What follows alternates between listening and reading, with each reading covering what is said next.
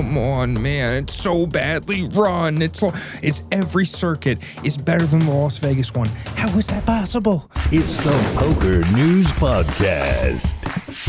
All right, ladies and gentlemen, welcome to the 884th episode of the Poker News Podcast. I am Chad Holloway, joined by Mike Holtz and Connor Richards at Level 9 Studio, filling in for Kina England. She is at the WSOP Circuit, going to fire the ladies event, so Connor is filling in. We got a good episode. We're going to talk about a poker player who is spending 6 years in prison. We're going to do an interview with Phil Galfond. That's right. Last week, I did an interview with Phil Gordon. And I said it was with Phil Galfond, so I said, you know what, let me rectify this. Let me just go talk to Phil Galfond, and that's just what I did. So that will be coming up. We are going to get a little update on the 2008 WSOP main event bracelet. This is Peter Eastgate's bracelet that he sold. We got an update for you. We got a Phil Hellmuth giveaway. We got a Caitlin Comeskey scoop victory, other recent tournament winners, and a fresh new vlog on the block. So let's start. This prison sentence for a poker player, Salman Behbehani, is spending 6 years in prison for drug-related charges. I'm going to turn to my, in-house drug expert, Mike Holtz. 6 years for drugs, my man. What was the exact substance and quantity that he was caught with? I can break this down because I got it pulled up because it's an interesting one. 315 grams of cocaine, 171 grams of 2CB. I don't know what that one is. That's a mixture of the resident drug. So I researched this before cough.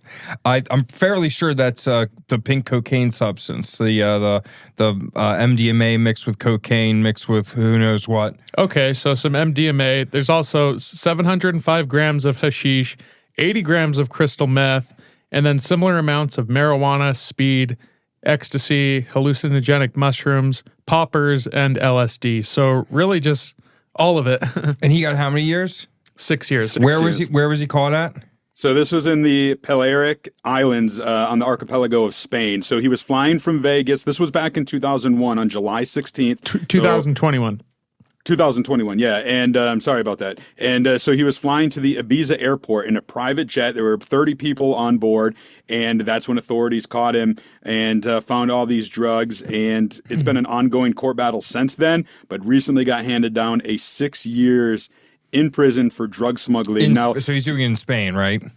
Right. Yeah, it's in a Spanish prison, and Salman Behbehani is he's not as big of a name recently because he hasn't really cashed anything since I think 2018. But back in my coming up days, if you will, in the early 2010s, he was one of the bigger players. He was traveling the circuits, playing EPTs, playing high rollers. He's got $3.3 million in lifetime earnings, according to the Hendon Mob. A career high score of $818,000 for finishing runner-up in the 2011 Partouche Poker Tour main event in Cannes. So he really was a big name for a long time. Apparently comes from a very wealthy Kuwaiti family, according to Forbes. And yeah, I mean, Connor, what did you make about this whole thing? Behbehani, I'm pretty sure you probably weren't familiar with him because you came into the industry a little too late. But I mean, is this a good sentence? Is this justice served?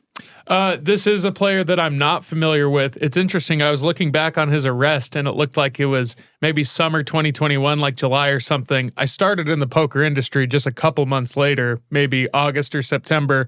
So this is right before my time, so I hadn't been following this story. Shout out to our colleague John Sofin, who wrote this story, or the follow-up story, rather. This is right up John's alley. He likes the controversial stories, and this is certainly one that's going to get people talking.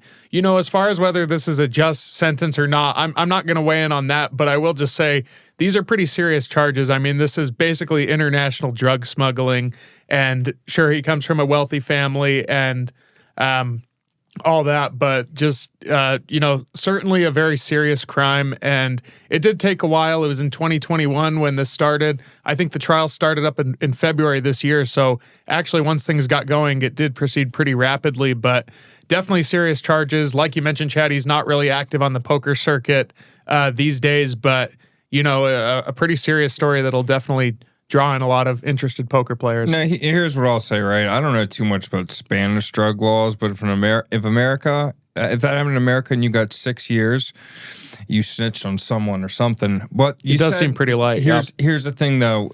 Spain, I don't think that's how their system works. Maybe it does, maybe it doesn't. But I do know that most places internationally, when you come from a wealthy Kuwaiti family, and even here, you get certain privileges. Cough, because he had crystal meth, right? He had cocaine, right? He had MDMA, right? He had more crystal meth. He had more cocaine, and then he had what? And it sounds like a Friday night party at kind of England's house. No, holy I was shit. gonna say I feel bad for everyone else who was in Ibiza when he landed. They got the bad news, but no, yeah, it does. It does seem, I guess the other question is whether there was intent to sell. And I think just based on the quantities, it does kind of seem that way, which I agree also makes the 6 years seem like kind of on the lighter side. I mean, the maximum he was facing was 9 years. So the court settled on 6 years. The maximum he was facing was 9? 9 years was what he was Spanish facing. drug laws are just different. I mean, to be honest with you, in my opinion, you should get no time. You should be able to do whatever you want, put whatever you want in your body, use an educated decision. That's what I would do. But I'm not the government of Spain. Yeah, GG. 6 years, pretty good on the 9. Got light on them, got low on them, doing 6. Yeah, I mean, it's not a huge loss to the poker world because we haven't seen him in half a decade. Not a huge loss to the poker world. Yeah, nice job, Chad. Well, maybe unless it's the hookup, right? Like if that was the hookup for a lot of poker players, then it's a tremendous loss. If he was in memoriam right now, you'd be like, a legendary guy. Anyway, let's move on. All right, well, we're going to move on to a fun game. Mike, I hope you're prepared for this. I know Connor is. I texted you both earlier. You told me, and I went to prepare, and then I just didn't do it. So let's roll. All right, so do you know what the game is we're going to play? No, you're going to say it. I'm going to go, I read that. Tell me what is it. Here's the new game. I've seen this on social media. I'm like, this could be fun. I want to try it on the Poker News Podcast. It's Plinko again. No, it's not Plinko. I'm going to call it Collusion Mind Meld. And the way it works is I'm going to ask you both to say a word at the same time, right? It could be any random word, usually like a noun or something like that. A person, place, or thing sort of Yeah, I thing. appreciate you explaining what a noun is. Just making sure, that. Yeah.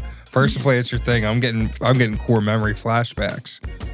All right. Well, and then so it will be, 3, 2, 1. You say a word, and let's say Connor says door, and you say draft, and then we go. All right, door and draft. You guys got to think about what the next word might be, and you're trying to connect with each other. This is very popular on social media right now. I understand the game. Can you use proper nouns? Yes. Okay. Cool. But you got to go follow along with me. So let's just do this right now. We're gonna go on you two and just say a word. In 3, 2, 1. Rabbit. All right, what? that was Kinda. simultaneous. Yours is rabbit. Rabbit, yeah. Okay. Kinda and rabbit. All right, and the next word in 3, 2, 1. Salad. Now what was it? I couldn't hear them both. I can't differentiate. I said girl. Girl I and said salad. girl and salad. All right, in next word in 3, 2, 1. Pecans. Sorry, I wasn't ready. It's hard. It's hard. Oh, I gotta think of a word. Let's redo it. You can't do pecans. No pecans. All right, so it is kinda and salad, right? Okay, or girl and I would have salad. done something totally different anyway. Yeah. This is the practice round. All right, in 3, 2, 1. Lettuce. Dressing. That's pretty All right, dressings and lettuce. We're getting close. Next one in 3, 2, 1. Appetizer. Spinach. Okay. You guys are not very good at this. I think kinda would be Are we much trying better to at get the this. same word? We're trying to get the Yeah, same you word. guys are trying to match. You're trying to anticipate what the commonality will be or what you two will think. And can you use a word twice in a row? No, Okay. something new, right? You don't want to break the game. Let's try this again. Oh, Fresh right. start. Yeah, that is breaking Okay. the game. You're right. Totally fresh start. Okay. All right. Let's just start let's think poker. Let's keep this poker I was connected. just So- about to say, yep. All right, so whatever word you think, make it poker related. Let's do it in 3, 2, 1. Spade. Alium Sirovic. All right, Spain and Alium Surovic. Spade is what I said, but Oh, I don't spade, know if it matters. spade. Okay, nope, those spade and Alium Surovic. Next word in 3, 2, 1. Cheating. Ghosting and cheating. We're getting real close. Yeah. All right, next word 3, 2, 1. Multi-accounting. Oh, don't be one Multi-accounting word? Or is Yeah, it- well, Multi-accounting multi-accounting. would count. Yeah. My bad. Yeah. All right, Bryn and multi-accounting in 3, 2, 1. Jake Stable. Schindler. Jake Schindler and what'd you say? Stable. Stable. All right, Jake Schindler and stable in 3, 2, 1. Brazil. Brazil. I just copied him. I didn't have a word. No, that was no. We got to get. We got to get to frog poison. How did you not get to frog poison? I don't know, dude, because I'm on the frog poison right now. That's why. All right, we're gonna put a pin. Brazil. We're gonna put a pin into the collusion mind what a meld great game. idea. But I'm gonna try it. We're gonna try it again segment. when Kinda is back, because I think Kinda is really gonna excel at that game. Mike, what, man? Why don't you do that? You know, That's pretty good. man. You know she's gonna get it's not super pissed at fair. you. Hey, first off, apologies to Kanya's mom for Chad saying she was on drugs earlier at her house on Friday nights, whatever that was. That's outlandish. And also for my terrible impersonation where it doesn't sound anything like Kanya. We love you, and sorry about that again. Well, we're going to hear from Kinda a little bit later on in the episode, because she's going to send in a video from the WSOP Circuit ladies event over at the Horseshoe. Before we go to anything else, I want to send it to my interview with Phil Galfond. We got into it because he's doing something special really before and then during the days leading up and into the WSOP. So from May 26th through the 29th, he is hosting the Beyond the Game 2025 World Series Summit. Basically, this is a bunch of days filled with lessons, and you get to hear from different players. Brian Rast and Scott Seaver are involved. It's really getting the right mindset, the right strategy with the right people for the WSOP and beyond. It's really a cool initiative by Phil Galfond, and I sat down with him to go one-on-one and chat about it. Check it out.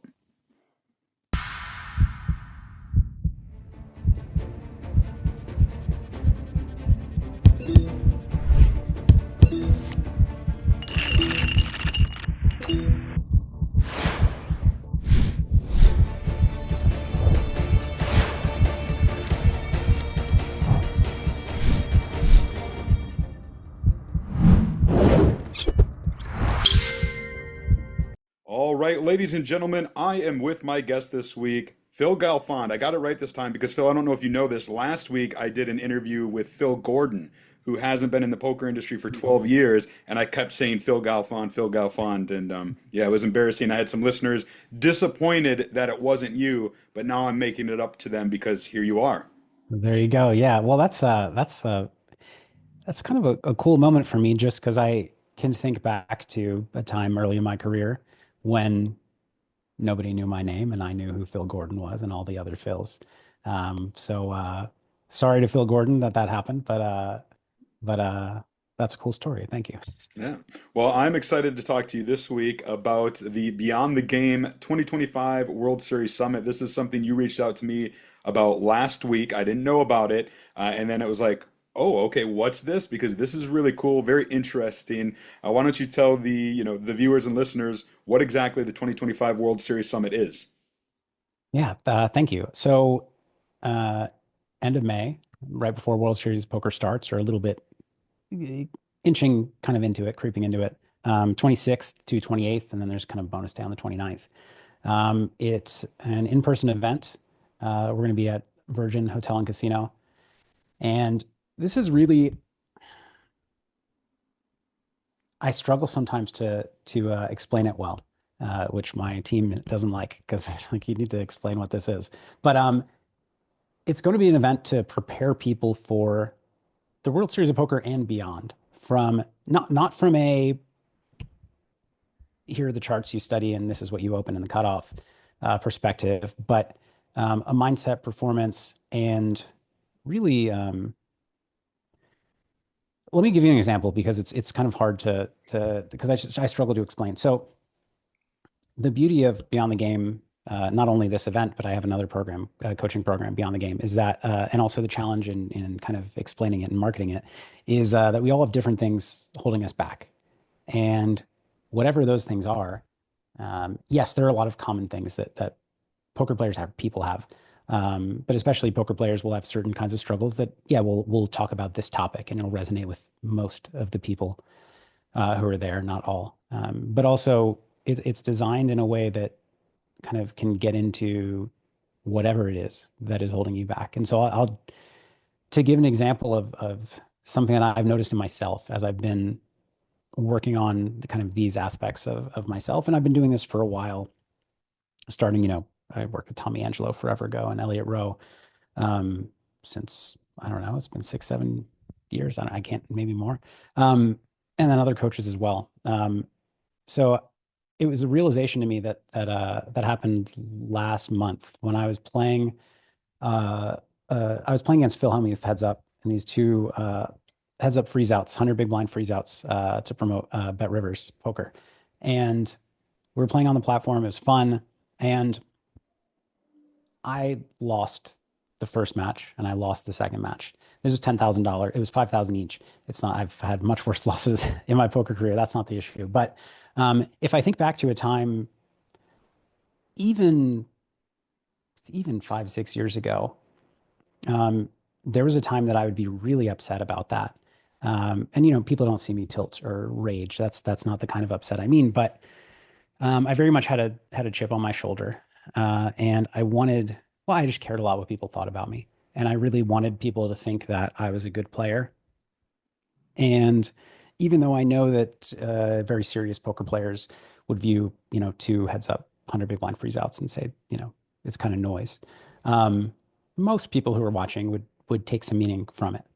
And that would have bothered me in the past. I would have been kind of, in a way, fearful going into the match of that because of the big stage and what will people think. And then really bummed afterwards that, okay, now these people are going to think that I suck at poker, or that, I got owned, and then I have no chance against Hellmuth. And this time, when it happened, this was the big moment of realization. I was like, oh, I don't care. That's interesting. And it just, like, in seeing that, showed me how much progress I've made. And now some people have no issue with that. They don't care what other people think of them. A lot of players I've worked with do. A lot of players even will make plays at the table because they're afraid to show down a hand, or they hesitate or shy away from making plays because they don't want to look silly or foolish when they show down a hand making a weird play. They fear the judgment of everybody else at the table. But we all have our hangups. And so yes, there will be typical things at this event that we talk about. We'll talk about mindset. We'll talk about performance. We'll talk about performance specifically as it relates to, the grind during the WSOP. And we'll talk to guys like Scott Seaver and Brian Rast about how they manage that grind and what works for them. And we'll talk about live tells. We have Blake Eastman, who's fantastic with that. But we'll also do a lot of kind of helping people explore what it is that is holding them back most, and helping them conquer it. It's funny you mentioned those names, because that's where I was going to go.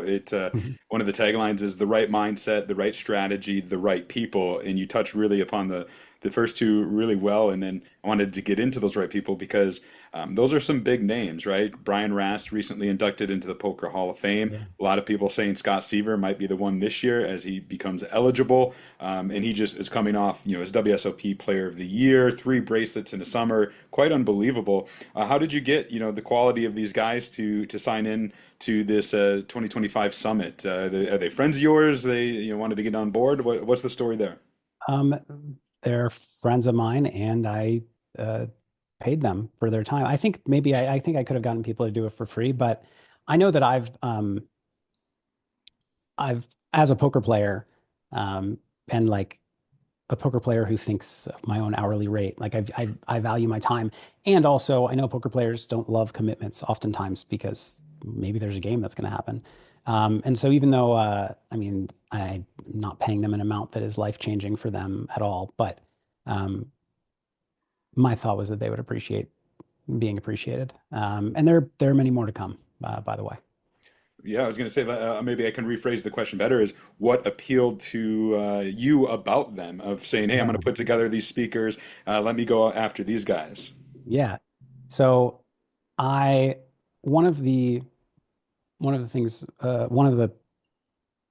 we'll have some people speaking, and we'll do some kind of panels, and the panels will be either like a Q&A format or kind of a fireside chat format.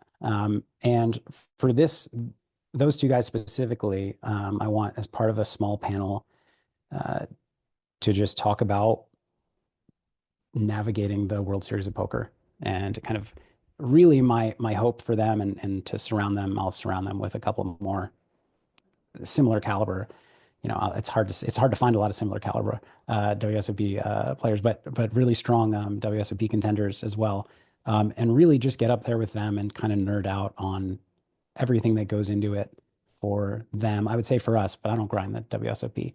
So nerd out on everything that goes into performance for us and goes into specifically navigating, the tournaments and optimizing their schedule, not only their personal sleep schedule, but the actual tournament schedule.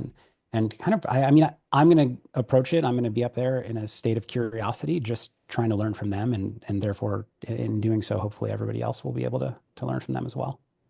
Let me ask a quick question, just a little offbeat, but we're talking about Scott Seaver not grinding the WSOP. He did last year. You said you don't, and one of the reasons he did grind it last year was because he was aware of the Poker Hall of Fame. He's turning 40. He's going to become eligible.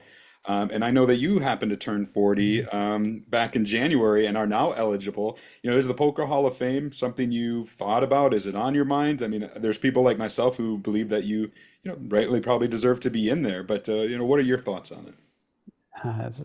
It's a great question. I mean, I'm aware of it. I have thought about it. It would be an honor to be in the World Series Poker Hall of Fame. I love poker, and it's been my whole life. Career-wise, and really hobby. I mean, it's been a passion and a job.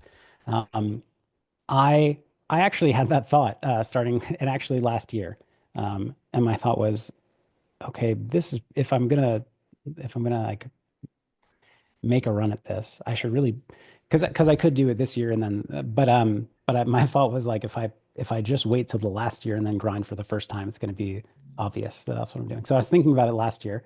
But what I came to conclude is that, I'm going to keep doing the things that I would do as a poker player.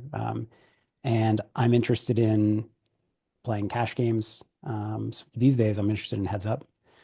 Heads up PLO, I'd also like to play heads up no limit. But it's kind of hard to find games that I can play in these days. And I'm interested in growing the game through, whether it's through Run It Once and teaching people how to play, whether it's through Bet Rivers Poker and creating an environment that is more player friendly and a platform that is kind of all the things that I would want as a player. I mean, that's what I do in poker. And if, I know that the Hall of Fame is kind of heavily WSOP. I shouldn't say heavily. It's WSOP plays a big part of it, right? Because you don't get to see how people do in cash games, but you get to see how many bracelets they have, and you get to see their lifetime tournament earnings. So I've kind of just come to accept whatever my fate may be, just kind of being myself and engaging with the parts of poker that I love the most. Tournaments, I don't love playing tournaments. It's not very fun for me. I have nothing against tournaments at all. I think they're awesome for the game, and I think they're incredibly complex. I don't like the type of complexity that's in tournaments, or it doesn't interest me as much because I like to hand read across multiple streets with deep stacks. I don't like to play 30 big blinds deep. And again, that's no slight to players who are excellent at that, because it takes a ton of skill. It's a totally different skill, but it's a ton of skill and a ton of hard work. It's just not it's not what's fun about poker for me. I mean, that's fair. And we've got to remember, you are a 3-time WSOP bracelet winner. Patrick Antonius just got in last year and he doesn't have any bracelets. So there's that. That's a fair point. That's a fair point. And yeah, that's the other thing, because people ask, I get the question a lot, like, why don't we see you at Triton playing an event, or why don't we see you at this? And the reality is, back when I won some other WSOP bracelets, I was never a tournament player, but the tournaments, like, my skill in cash games was enough that I could do really well in tournaments without having studied tournaments. If I went to a Triton today, I would get smoked. The level of play, you have to be studying tournaments actively and for a very long time to compete in those fields. And so I used to play tournaments for fun, but I can't casually waltz into those and expect to hold my own. Well, you mentioned one of the things that you're passionate about is helping grow the game, and something like the the Beyond the Game World Series Summit is doing that, right? Like, so this took me by surprise because it was, this is something obviously you're passionate about, and you got to take the initiative to bring this to life. It is, as you mentioned, going to take place May 26th through the 29th in Las Vegas. That's leading up to the WSOP and a little over it. Virgin Hotel, which used to be Hard Rock back in the day. And yeah, it's just going to be, it sounds like it's going to be a fun 3 days of workshops, panels, the guest speakers that you mentioned, and more to come, which I'm excited about. There's going to be some listeners and viewers who are tuned in right now that are like, oh yeah, that sounds right up my alley. If they are interested, is there, can you give them details about what they should do, to get on board? Yeah. So if you head to philgalfond.com/summit, you can learn more about the event and sign up. Yeah. The first 30 people who sign up are going to get $1,000 off the price. So depending on when this is released, I think it's likely that's still going to be possible. But yeah, the one thing I want to mention is because I've been asked a couple times since launching it, who is this for? Is this for Sure. Is this just for tournament pros? Is this for anybody? Like, is this for recreational players? Is this for cash game players? The answer is it's for anybody who's serious about poker. So if you like watching poker on TV and you come out every summer and play one tournament, you might have fun there being around some great poker players, but it's not really, I think, geared to teach you something super valuable to your poker game. But anything from serious recreational player to full-time pro. And really, while there will be some conversations like the one I talked about with Scott and Brian, that will have a tournament slant, I'm a cash game player, and it's going to be applicable to cash games as well. And I think one of the things also, because I've been asked about this, well, yeah, one of the things also is that it goes beyond just the World Series of Poker, the 6 weeks. Learning to improve your mindset and performance and kind of walk into big, scary situations like a final table, or just even for some people, that's just walking into the World Series of Poker, period. And kind of walk in with a new attitude and a new mindset, a new frame for viewing that is something that will help you throughout your poker journey, whatever that is. I also want to mention, I forgot to say that as a bonus, every week during the World Series of Poker, there'll be a 90-minute call with me.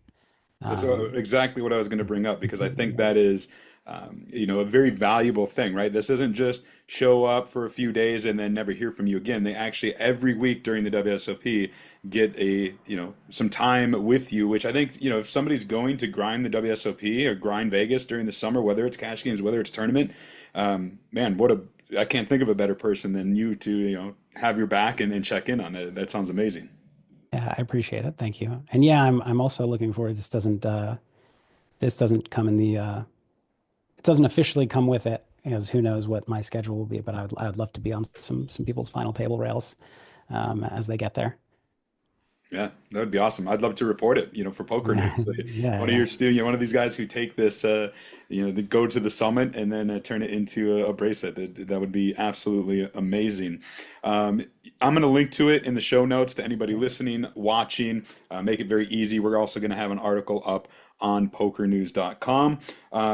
I know you were recently a guest on my colleague Connor Richards' Life Outside Poker podcast, which I encourage everybody to check out. I really enjoyed that one. And it got me thinking, I'm going to ask Phil a life outside poker type of question before I let him go.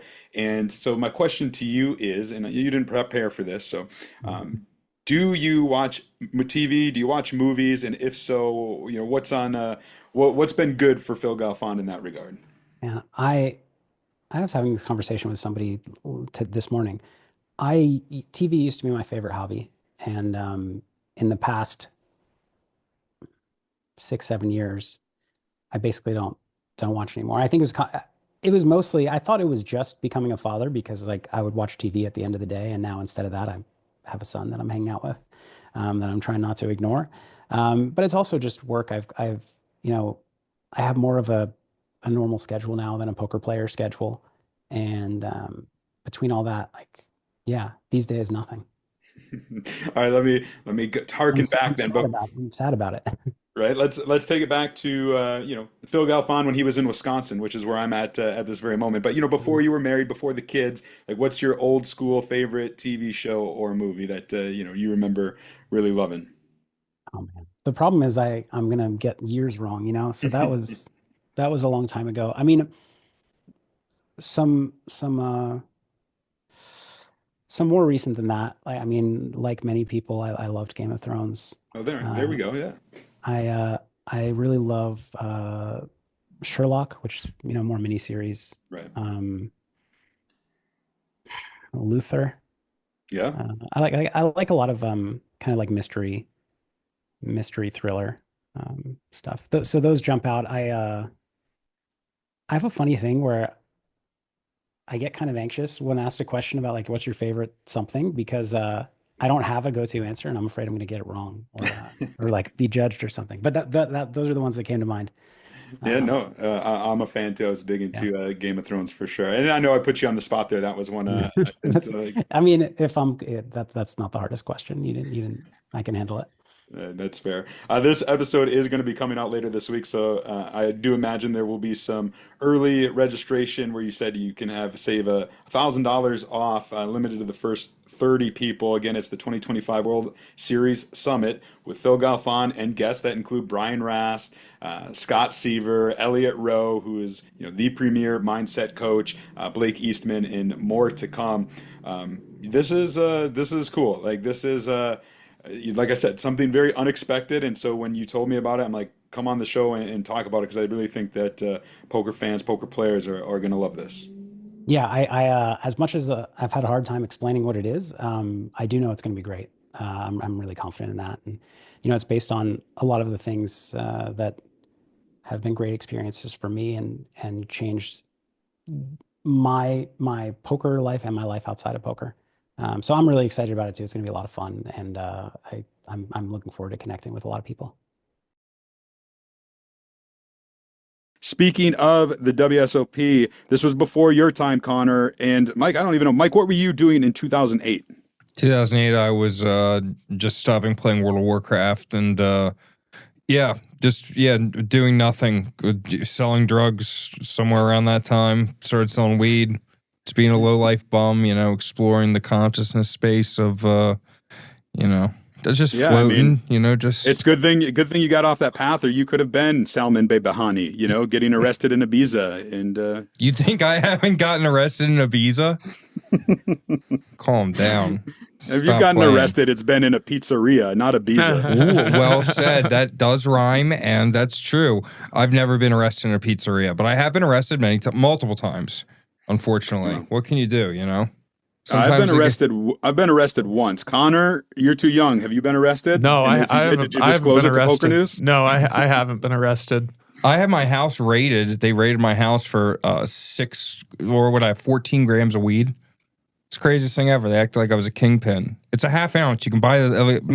Like my little sister can go buy it at the store. You know what I mean? Like, it's crazy. Good thing they got me though.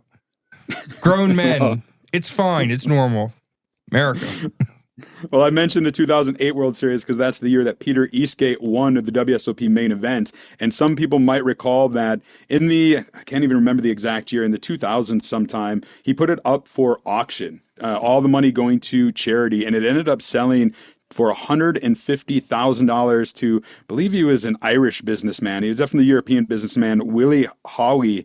And he bought the bracelet, and that was kind of the last we heard about it until recently, when he appeared with the bracelet in tow at the 888 Poker Live Glasgow main event. So he shows up, he's got the 2008 WSOP bracelet, which I think is really cool. Not only that, though, he goes on to make the final table and finish in 8th place for 7,400 pounds. I don't know, this was just a piece of poker history that I really liked, and to be honest, I would imagine that this is the most pricey, the highest selling WSOP bracelet in history at $150,000. Connor, did you see this when it happened? I know we had a live reporting team there. Yeah, I did see, and I've got a group chat with some of our people who are on the ground there, and so I did see stuff on this. One thing that's kind of interesting, at least to me, is I actually recently wrote an article for Poker News, just like kind of an informational piece about everything to know about WSOP bracelets. And one of the things that I wanted to include was how much do bracelets, how much are they worth? How much could they sell for? And so I was actually looking this up and was trying to find some numbers for main event bracelets specifically. And, now we have it right there. I guess this was sold back, years ago. So I would have been able to find it in my research, but there's the answer right there. And it's pretty crazy that, $150,000, these things are really nice. And, it depends, right, on the history of the bracelet. So I know, for instance, David Sklansky has 2 WSOP watches, which is what they gave away in 1982. I think they only did 14 of them, and only a handful exist. And he was trying to sell his pair for $50K and didn't get any bites, from what I understand. And they are still for sale. If anybody's interested, hit me up. I can put you in touch with David Sklansky. Likewise, Men the Master Win. Now, of course, he's very infamous, but he does have 7 WSOP bracelets. I know he's trying to sell those 7 bracelets as well. As a package. I don't know how much or what he's looking for, but bracelet market, because it is saturated, definitely isn't what it was 10 years ago or 20 years ago. And it does beg the question, like, how much is a general bracelet worth right now? Mike, let me ask you this question. You've got a bracelet. Would you ever sell it, number one? And if so, what's the price tag that you would sell it for? I mean, yeah, I guess if the circumstances are right. I don't know. I haven't really thought about it. I would sell right now. Let me just think about this. What would I sell it for? Cash money. I'd be upset. $22,708. No, more than that. $26,102. I don't think it's worth it for someone else to buy it. I don't think it is. I agree with you. So I think the actual gold value of a bracelet is maybe $1,500, $2,000. Yeah, that's what I put in my article, was like 12 to 15 from what I saw. Yeah. And it depends on who the winner is, what the event was, so on and so forth, right? Like, somebody's obviously going to pay more for a WSOP main event bracelet than they would the casino employees bracelet. Likewise for Negreanu's 50K PPC or what have you. Do remember a story. Well, it's not a story because it happened to me. I bought a WSOP Circuit ring one time. It was at the WSOP. Right? I paid $200, $200 for it. And I flipped it for $400 real That's quick. What happened. It was at Nice. WSOP Circuit in Milwaukee. One of my friends in the Wisconsin poker scene had won. His name was John Sun. Wins the ring, and then he's walking by, and I say, "Hey, congratulations, John! You got a ring." And he's like, "I don't care." I'm like, "What do you mean I don't care? You got a WSOP Circuit ring." He's, "I just wanted the money." I'm like, "Well, if you don't want the ring, how much you want for it?" And he said, $200. And I said sold. And I bought it right there. It was for his PLO ring. And then I ended up selling it to my boss at the time, who was based in Europe. He's a big poker fan. And so we were over there for meetings and he wanted to see it. I brought it with, and he's like, "How much?" He said, and I said, I don't know. He said, "I'll give you double what you paid for it." I said, "Deal." And so now that ring is in the UK somewhere. Pretty sick. Exhilarating, some would say, that story. Well, if somebody wants to buy your bracelet, bring $22,000. I'll sell my rings for $1,000 each. You can have them. The main event one, maybe like $1,400 or something like that. The WSOP Player of the Year? No, you can suck me dry for those, baby boy. Those you'd have to. Those are worth more than the bracelet. I'd sell the bracelet. I would, yeah. Interesting. No, and I don't blame you. I was going to ask that. As for that 888 Poker Live Glasgow main event, one Dean Leal took it down for £58,000. Our friend Robbie Straczynski was up there for Card Player Lifestyle. Shout out to him. I'm going to give him some love towards the end of this episode. But definitely one of those stops that I was jealous of. Scotland is towards the top of my list of places I would like to go. All right, we were just talking about bracelets, and who has more than Phil Hellmuth? Nobody. He's got 17. He's going to go for number 18 this summer. But right now, Phil Hellmuth is doing a giveaway in partnership with Poker Night in America and Bet Rivers. There is a gift box, a Phil Hellmuth poker gift box that is available. It's free to enter. This is not facilitated through Poker News or the Poker News Podcast. I am just sharing it. I'm going to link to it, and you can enter for free for a chance to win a Phil Hellmuth hat, some logo poker chips, a bag, autographed book, golf balls, and a sticker from the Poker Brat. Mike, I know that you want that so bad. You'd probably trade your bracelet for this Phil Hellmuth gift box. I would definitely do that. That sounds great. Mike's not a fan of the Phil Hellmuth. He got big time by Hellmuth one time, and he's not. And he blocked me on Twitter. Hellmuth has never done anything but like my tweets and favorite them and sometimes quote tweet them. So I do not have a bad word to say. I do hope there's some brain fuel included in those gift bags because, yeah, that is, everyone should try brain fuel. Shout out to brain fuel. Yeah, it's brain fuel actually is pretty good, if I'm being honest. I thought brain there's fuel was one good. Flavor that was acceptable in my opinion, and I drink a lot of energy. Oh, drinks, I just looked at the ingredients and was like, oh, I think it was 300 milligrams of caffeine. Yeah, There was it was like good quality ingredients and stuff.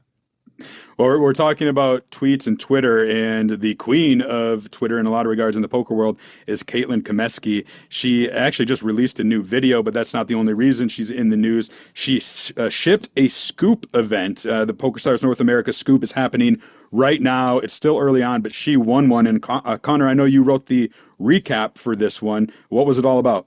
Yeah, it was great because I actually interviewed Caitlin last week because I knew she was doing this challenge and I wanted to learn more about it. So I did the interview and then I didn't write the story just because I was waiting to see what would happen. And then she ends up winning an event. So I'll just explain. So the Caitlin challenge was basically she's been streaming playing those scoop events, and if she was able to win an event, PokerStars was going to put up $10,000 in giveaway money for players on PokerStars US. And so just a few days into the challenge, she ended up winning an event. And it was great because just a few days earlier, I had talked to her about it. And when I interviewed her, it was actually just like an hour after she released that video that you mentioned, Chad. And so we got to talk about content creation as well.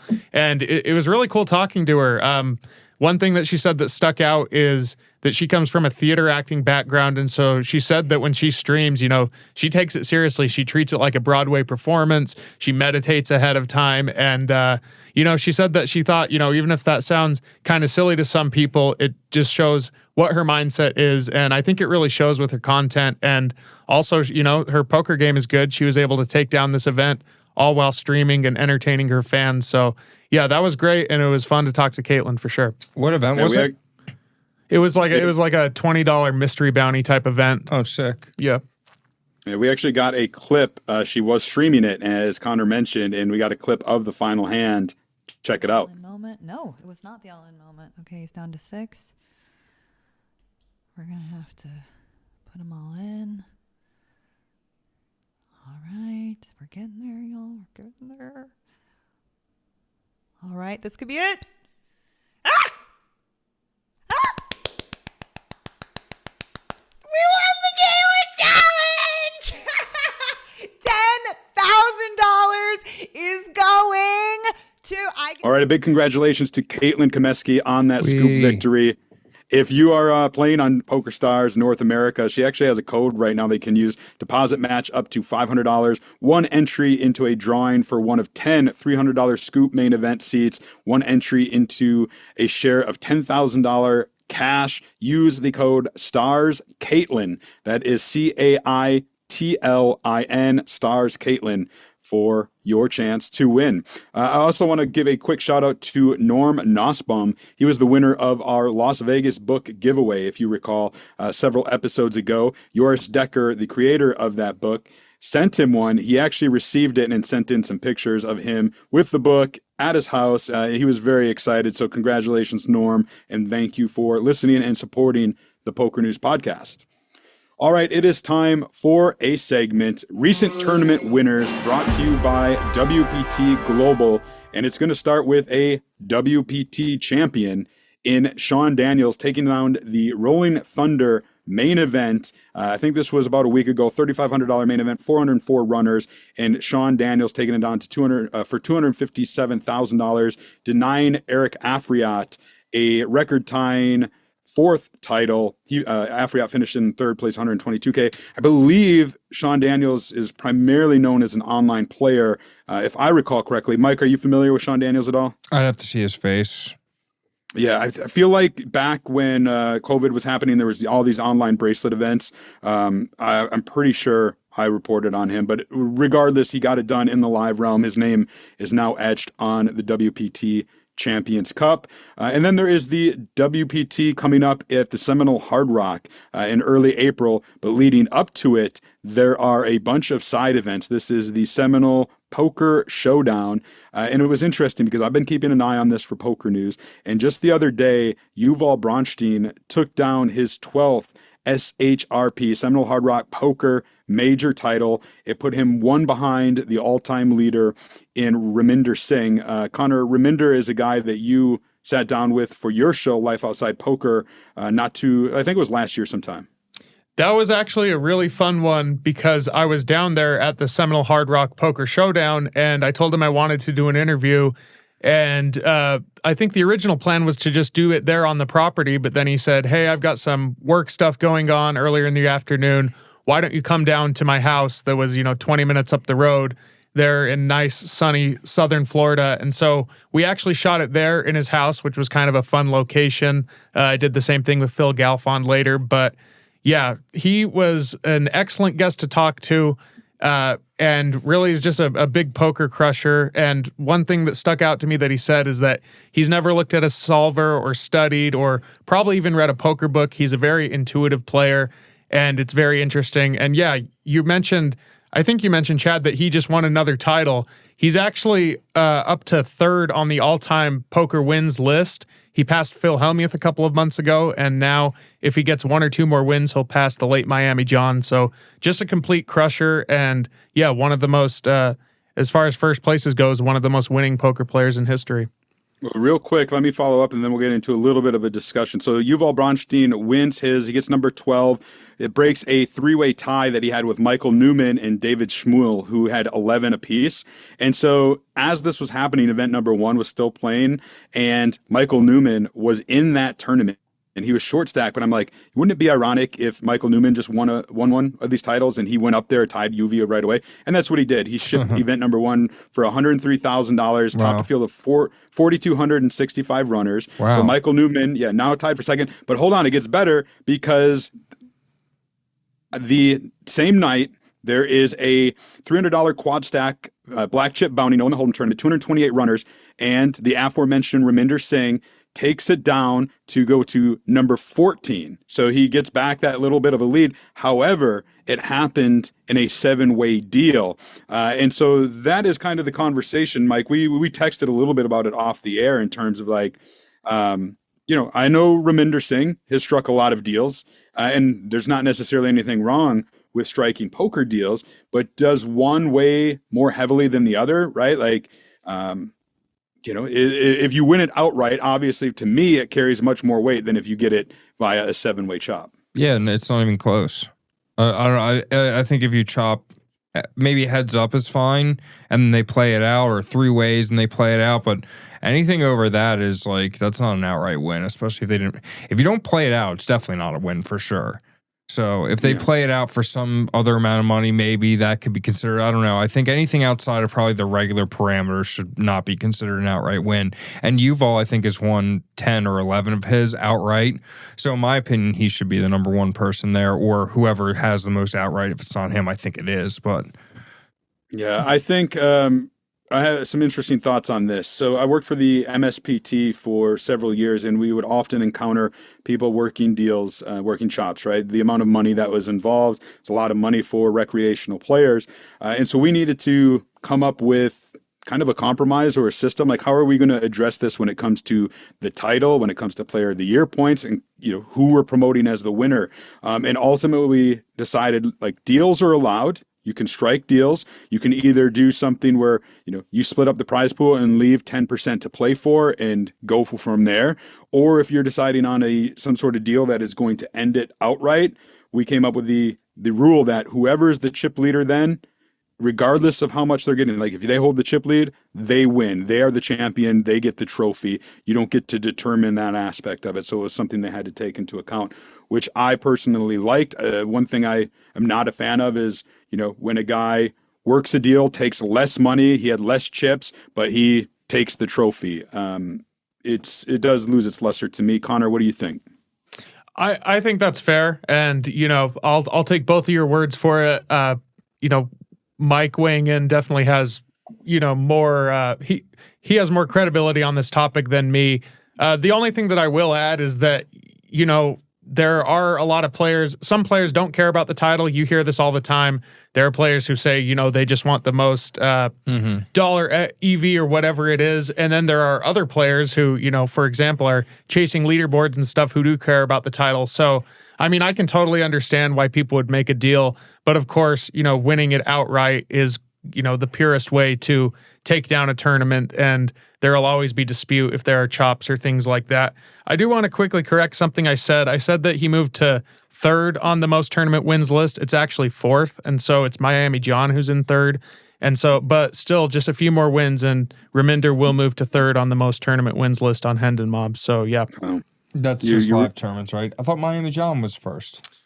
No, men win is first with 97. He's actually tied with Italy's Flaminio Malagudi, who I do not know. And then Miami John is third with 76.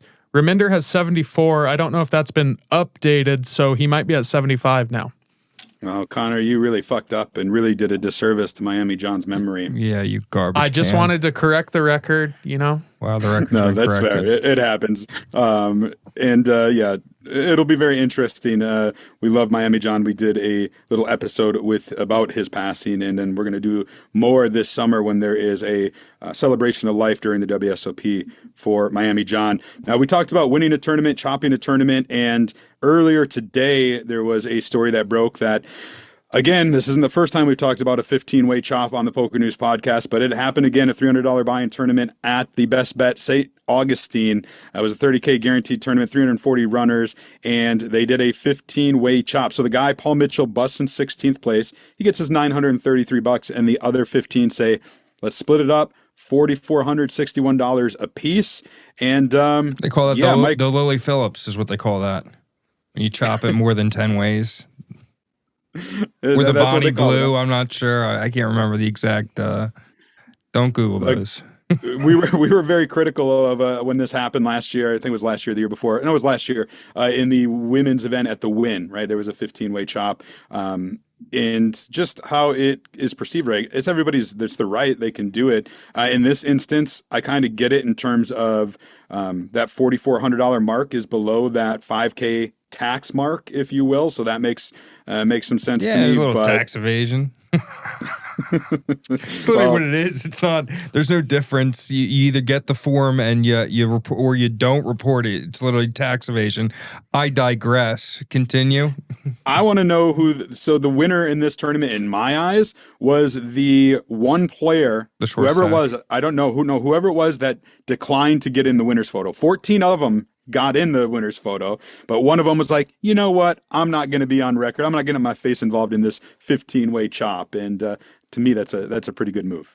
Well, who should have done that is David Hughes, who was one of these 15 players involved, who a couple of years ago was in a controversy that seriously made national news. I think either Eric or Donald Trump Jr. shared it, but he won a ladies event as a man, and of course people were upset about that. And I think he did actually apologize after and say, like, he didn't mean anything by it and didn't want to cause a big stir. But he's once involved in a sort of poker controversy, so maybe he should have opted out of that winner's photo.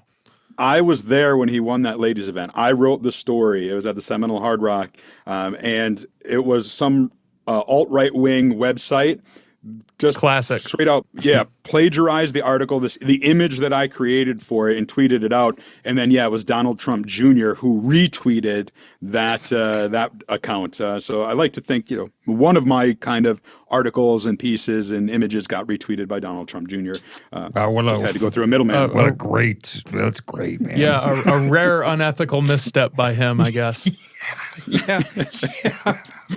Well said. Yeah. We got one more winner to talk about, and that is Angela Jordison, a friend of the podcast. I know That's my dog. It's my fucking dog.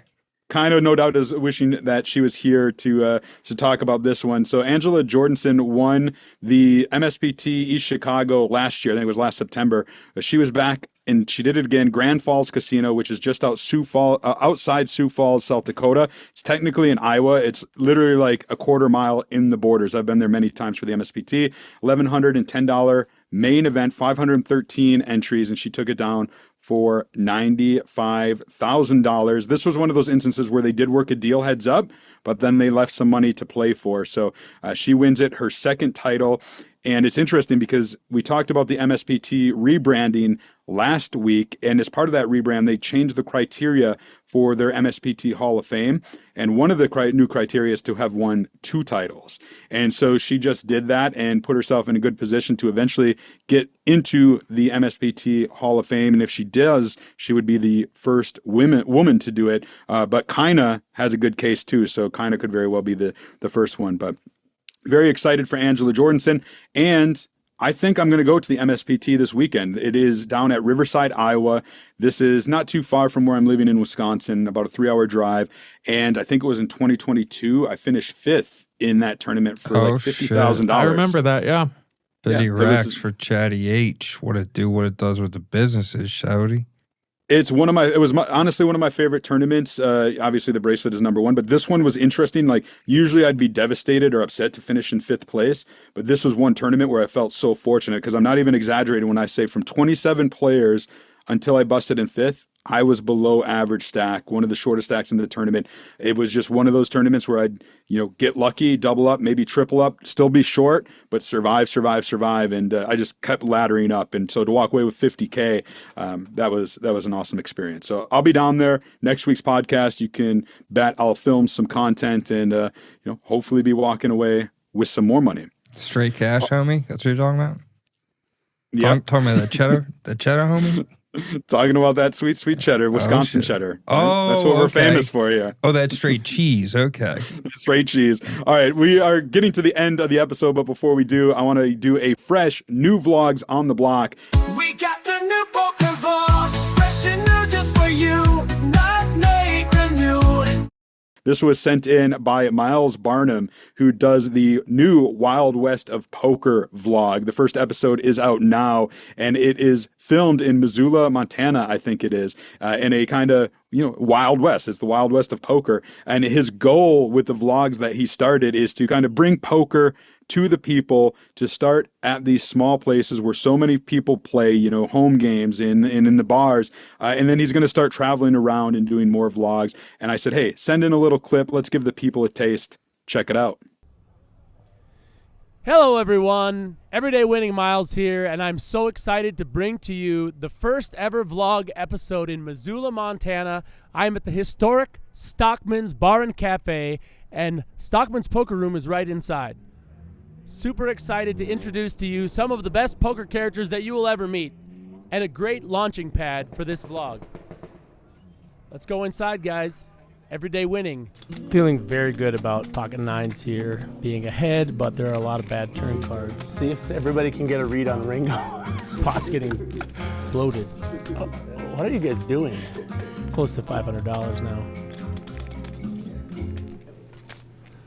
Hate the speech here. I asked Bailey and Ringo how much they're playing so I can get a read. Turn card is very bad. $36 worth an 8. I fold. He's probably got 4-3. He's over there with open ender. Donkey 8 called. There's definitely a rough turn card. 80 by 8. Come on, show your bull. There it is. Bailey with trip 8s. Oh my God! Of course it's a 9 on the end. Oh, Johnny really wants. All right, here we go, Johnny. Here we go. Johnny's it. Look at how excited Johnny O is to play his pocket kings on the vlog.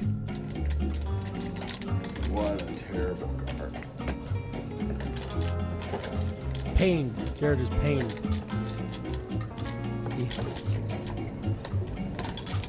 Show the bluff. Show the bluff. Oh, let's go. I knew it was either a Stone Cold Bluff or it was the Ace of Diamonds. So when you're wearing the donkey hat and playing poker, what would you say that you're doing? Oh, I'm everyday winning for sure.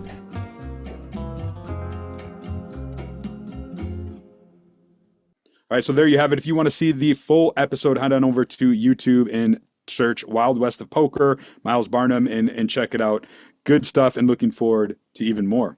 Before we wrap up this episode, I want to give you all a save the date from June 8th through the 19th in Las Vegas at the Bellagio. Our friend Robbie Straczynski will be hosting the Mixed Game Festival 11. This is always a fun. This year, it's going to be all cash games. So all cash games for the Mixed Game Festival 11. I'll be there. Connor, I assume you're going to be there. We were at the last one. Oh, I'll be there. I don't miss them. Yeah, they're a lot of fun. And speaking of which, before I let you guys go, we wrap this up. What's coming up? What's next on your guys' agenda? Is there some playing? Is there some travel? Give the listeners, give the viewers a update. Is it me first? I guess so. I'm just going to say this, right? I'd love to play at the Horseshoe, but man, those dealers suck. They're so bad. I went there. Oh, man, I don't want to trash every place, but come on, man, get your shit together. It doesn't make any sense. Just figure out. There's so many things, and I like the floor people. They're nice people, but come on, man. It's so badly run. It's every circuit is better than the Las Vegas one. How is that possible? What's happening? The first day, every time, it's like, oh, the air conditioning's broken in here. There seems to be a problem, but we'll all play for 82 degrees, and we increase the rate, because fuck them. By the way, they had an event that was $200, $85 with a rake. Nobody wanted to play it, so it overlaid 60%. They lost money. That's pretty funny to me. Here's the thing. Can we just stop the robbery? Can we just put a good environment together? World Series of Poker has a pretty good monopoly. The Win and WPT are going to come up and surge over it if you keep doing shit like this. Anyway, no, nothing else besides that. How about you guys? Yeah. Connor went to go play the WSOP circuit, but turned around when he seen the parking fee. That's a true story. What parking fee? You just have to pay. They wouldn't validate parking. I'm not a diamond member like you guys. I don't, Oh, yeah, I've been drugging and thugging since the 60s, so they just let me through. I just click the button and I just say, hey, and it just pops up. Yeah, I need to get that parking. No, for me, I'm actually flying to Ibiza right after this. I got my luggage right outside. Yeah, me too. No, it's gone, actually. Sorry, my bad. My people got it. No, Chad, you mentioned I'm traveling. I'll be going on just a trip to New Orleans for the first time. And we were talking, Chad, I know you lived there for a while. And so you were giving me some recommendations. There's a lot of music that I'm really into down there. So just going with some friends, should have a good time. We're also going to be filming some Life Outside Poker interviews, and we're going to be doing that at the Venetian in their new studio. So that's something that's fun to tease. So yeah, that'll be coming up in the next couple of weeks. And I know the next guest is Alexandra Botez, GG Poker Ambassador, a chess grandmaster. And just to give you a little heads up, Connor, it is not New Orleans. It's not like you're leaning. It's New Orleans. Or it's like Mike said, Nolans. That's the Midwest pronunciation. The Utah pronunciation is New Orleans. No, it's simply Nolans. That's what you have to say. That's what you do. And anytime anyone says anything to you, just go, Nolans, baby. And then they're just going to be like, Nolans. I'm telling you, it works. It will be great content, Connor, if you go down to New Orleans and say that to them. Go film it, be like, film it in the shop and to the people on the streets. Just be like, I'm so excited to be in New Orleans, and we'll see what the reactions are. I'll do it. Let's do it. Go up to the guys who are high on fentanyl in the corners and say it and see what their reaction is. Spoiler, it's going to be like this. What? In Vegas, I talk to those guys enough. But yeah, I play poker against those guys, so... Anyway, go ahead, Chad. Send us off. All right, that's going to be it for this episode. Thank God Kaina's going to be back next week for episode 885. It should be some good stuff. Do us a favor, like, subscribe, share with your friends. I'm Chad Holloway, Connor Richards, Mike Holtz. We'll be back next week, and until then, we'll keep a seat open for you.